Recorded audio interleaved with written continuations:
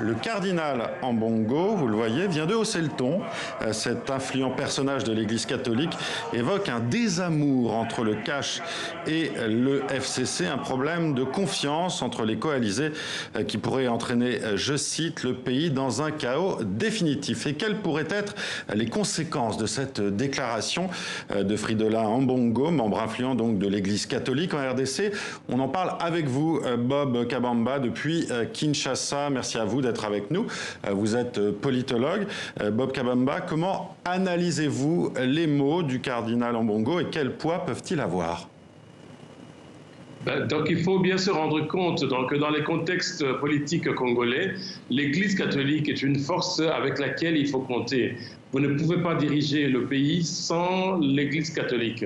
Et alors, ce qu'il faut souligner, c'est que l'Église catholique s'est alliée aux protestants pour pouvoir faire un bloc. Et ce bloc pèse 85% de la population congolaise qui est soit protestante, soit catholique. Et de ce fait, c'est une force sociale et politique avec laquelle il faut composer.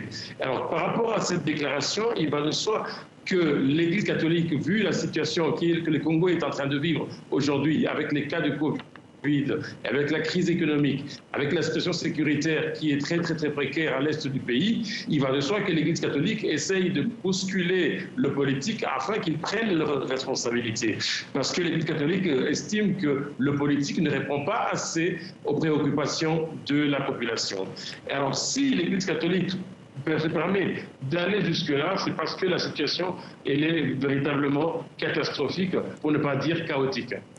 Le cardinal Ambongo est très clair, il accuse la majorité parlementaire de faire preuve d'un acharnement, je cite, à faire main basse sur la magistrature et la CENI, deux institutions dont dépend l'indépendance du peuple. Est-ce que selon vous, c'est un rappel à l'ordre destiné au FCC?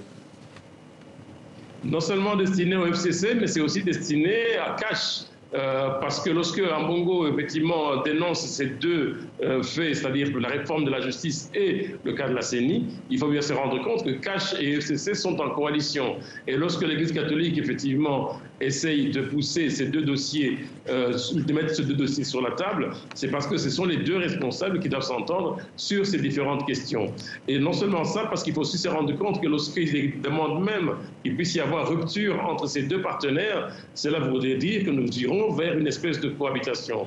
Alors une espèce de cohabitation entre deux partenaires qui ne s'entendent pas, deux partenaires qui ont leur propre définition de l'intérêt national. Vous vous imaginez dans un pays fragile comme la RDC, dans un pays qui est en délitement avec les provinces, et donc on peut s'attendre, si effectivement cette recommandation du cardinal est prise en compte, on pourrait véritablement aller vers un délitement de l'État congolais dans les prochaines semaines, voire les prochains mois.